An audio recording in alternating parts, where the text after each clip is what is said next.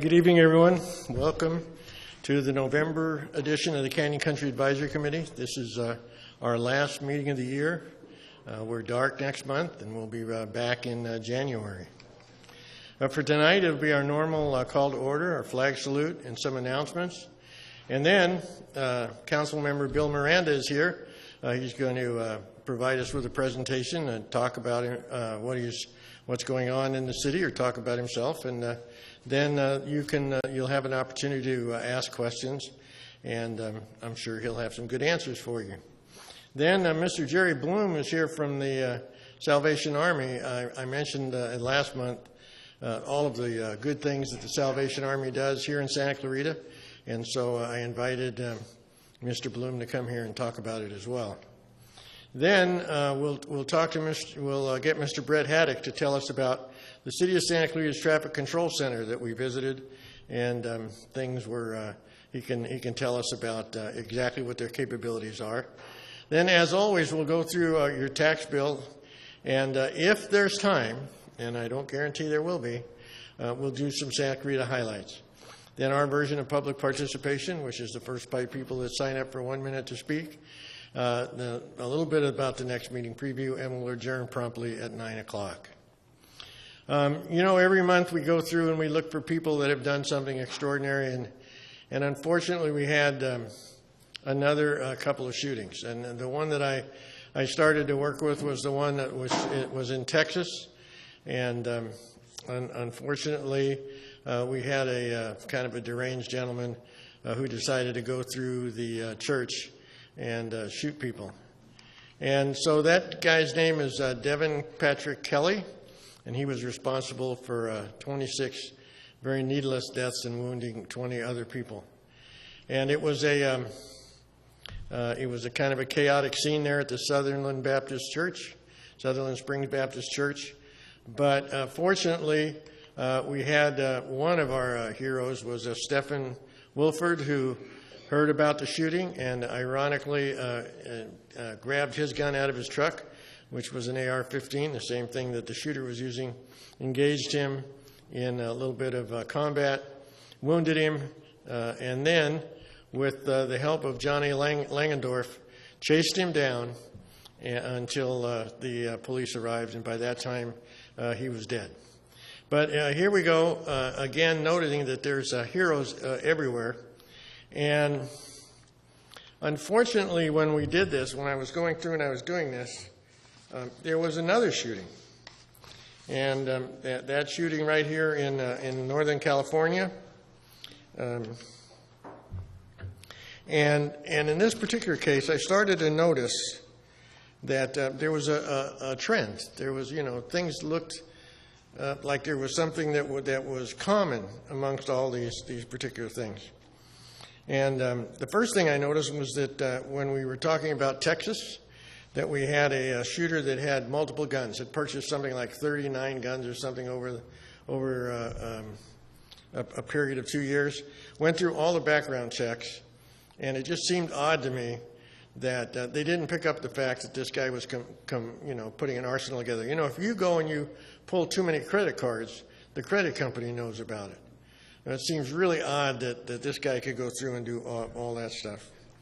Then in Texas, we had the next shooter, and he was convicted of domestic violence when he was in the service. Was sent to a mental hospital because he was threatening his companions there at the Air Force Base. And the Air Force failed to enter his conviction into the national database. So when he went through background checks, he passed. And the mental hospital said, well, we don't tell anybody about anything.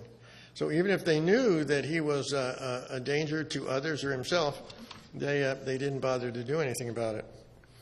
And then this last shooter, who killed 4 people, and including 2 children, and wounded several others, he was out on bail. He was out on bail because he had stabbed his neighbor. And he also had a domestic violence complaint. And I thought when you had a domestic violence complaint, when they came out for domestic violence, they confiscated weapons that you have, but evidently they didn't do it in this case.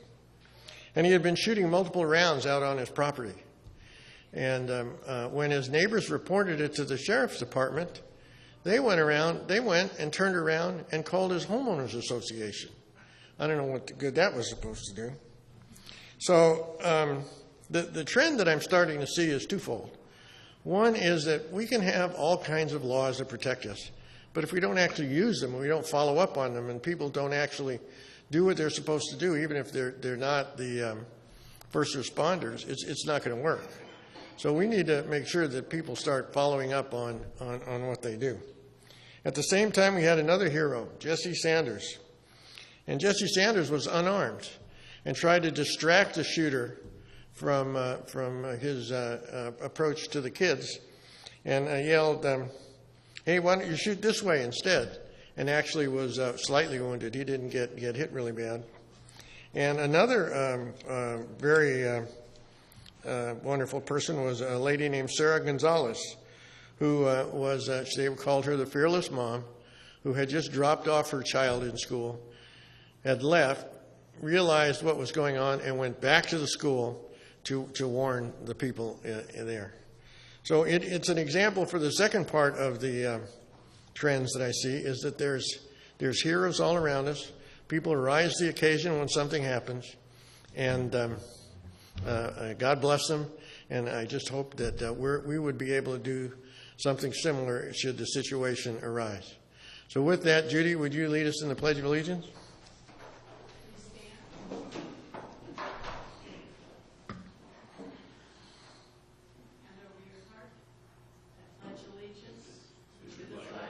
Of the United States of America, and to the republic for which it stands, one nation, under God, indivisible, with liberty and justice for all. Well, on a more friendly note, let's go through a few announcements. You remember we talked about this last month, but I wanted to talk about it again. It was this is about the fact that the water companies have merged. That Santa Clarita is increasing its rates. Valencia is increasing its rates. CLWA has indicated that they support adding another $20 a month to your water bill to support the Delta Conveyance Project. And per the CLWA board, all these savings that are supposed to happen because of this consolidation is going and is included in your new rates. So what we found out also since last month is CLWA is now saying, well, we're going to go pipe recycled water from the Vista Canyon Ranch water treatment plant through the city, but no one's talked about yet how they're going to pay for it. And the groundwater agency, it seems like we can't have enough water agencies, right? So now we're forming the groundwater agency, and the groundwater agency says, oh, they're looking to repair aging infrastructure and replace a bunch of water pipes, but no one's talking about how we're going to pay for this. So I bet you can guess who it is that's going to get hit with these bills. Remember that Sally wrote a really nice opinion piece in the paper, and they mailed out this white piece of paper. And that white piece of paper, on the end of it, on the fifth page, it said, you have until November the 20th to protest. Now, I don't know whether or not, remember that we've been talking about this, and put it in one of the articles in the Gazette. But now we just received another one. Did everybody get one of these cards? Right? Well, it reminds you have until November the 20th to protest. Like I said last time, there's probably little to no chance that we can stop it. But I think that the more people that go there and voice their displeasure, at least will get their attention. The city now is coming out with a community needs survey. They are want to know how you would think it would be the best way to spend their grant funding. So if you go to santaclarita.com/housing, there's a survey for you to take, and you can input into the city how you think they should proceed with that money. Kettle Kickoff is tomorrow in Newhall. Of course, Mr. Bloom is here, and he's going to tell us more about it. But tomorrow at the Salvation Army headquarters on Lyons Avenue between 5 and 7 p.m. will be the Kettle Kickoff. And we'll start that season where we get all the bell ringers at Christmas time. Festival of the Trees from November 16th to 19th is being run in the benefit of the Boys and Girls Club. So that's one of the ads out of the Signal. I think they had a much bigger ad today. But you might consider doing that because the Boys and Girls Club is a really good organization. From Newhall, the sixth annual Heart Holiday Boutique from 10 a.m. to 4 p.m. on November the 25th and 26th.